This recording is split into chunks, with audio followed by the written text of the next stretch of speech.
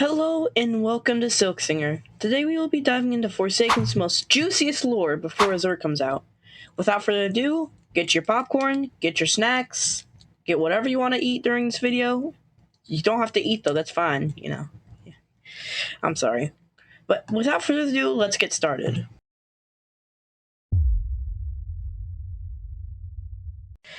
The Spawn Cult is a cult that worships the Spawn, who they believe is a godlike entity that will grant them a second life after dying, known as respawning. However, in reality, the cult is a hoax and is said is to ruin religion.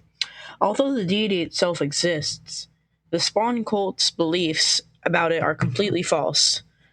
The known members that we have it are about the time are Two Time, Azor, and the scrapped killer Amara. I don't know. Two Time is a cult member of the Spawn cult. They are connected to Azure, like we all know, but not much about their story is unknown. Well, known. They most likely had a hand in the assassination. The Spectre gave them their second life. The Spawn had nothing to do with it, proving that the Spawn cult was some prophesized, made-up belief that Two Time and all the other Spawnism people believed in. And, well, he plays as the assassin in the cult member. And he was the first known member in the story and game. Azure is a cult member for the Spawn alongside Two Time, who was his partner. After being killed by Two Time, the Spectre transformed him into his current self. His role in the cult member was a sacrificial lamb. He's the second known member in the story and is also upcoming. But, fun fact here, his full name is also Azure Wrath, which is honestly really cool if you think about it. And last, the final member that we have for the Spawn cult is Amira. Amira is a cult member and mentor of the Spawn cult. Amira introduced the followers to their cult and taught them lessons about their beliefs. Obviously, she served as the mentor in the cult, but she got sadly scrapped. But she could make an appearance as a Two-Time or a Zorskin. But Amira was Azur's replacement before Azur was brought back and as an upcoming character, and then she was scrapped. Final lesson for Two-Time was to sacrifice himself, allowing both to get a second life. But Amara ended up less human between the Spawn itself.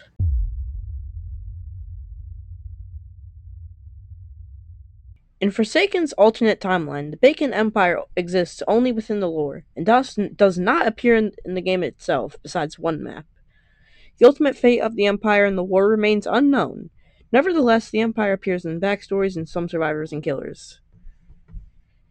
In Guest 137, the main protagonist of The Last Guest, he's a fallen soldier who sacrifices himself with a grenade to kill the Bacon General during the final events of the first film.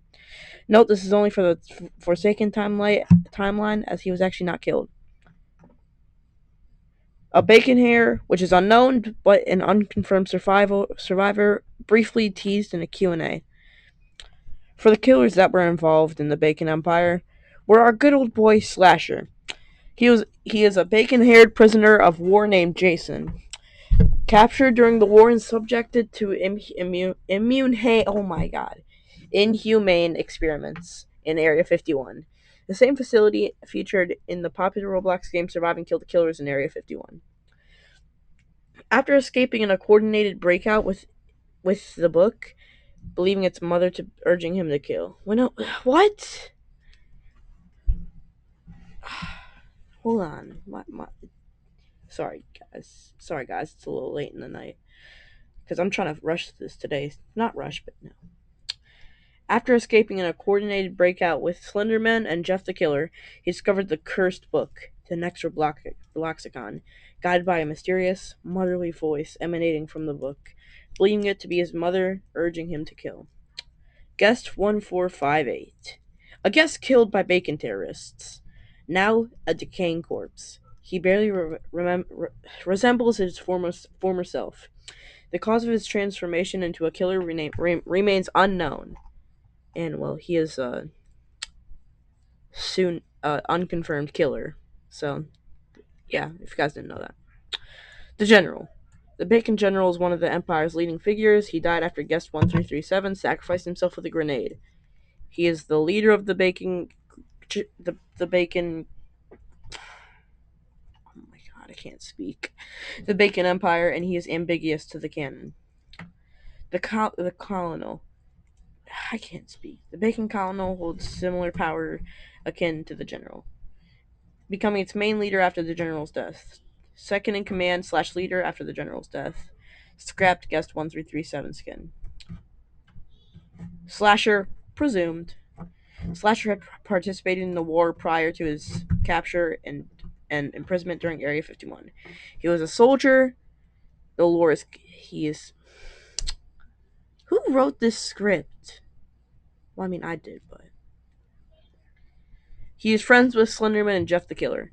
And Jez, a former member of the Empire. He now sides with the Roblox army after finding out his father, the Bacon General, killed his mother. He is a former soldier and 2B Guest 1337 skin, and he is ambiguous to the canon.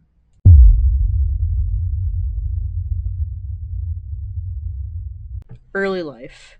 The Guest War began with the early lives of Guest 1337 and Slasher. Even as a child, Guest 1337 showed a strong instinct to survive, often defending himself against bullies and difficult situations. Slasher, on the other hand, was constantly bullied by other members of the Bacon Empire, leaving him scared and alone. One early event shows Guest 1337 protecting Daisy from bullies, a moment similar to the scene in The Last Guest. This shows his natural courage, while Slasher's experiences reveal the trauma that would shape him during the war. Beginning of the war.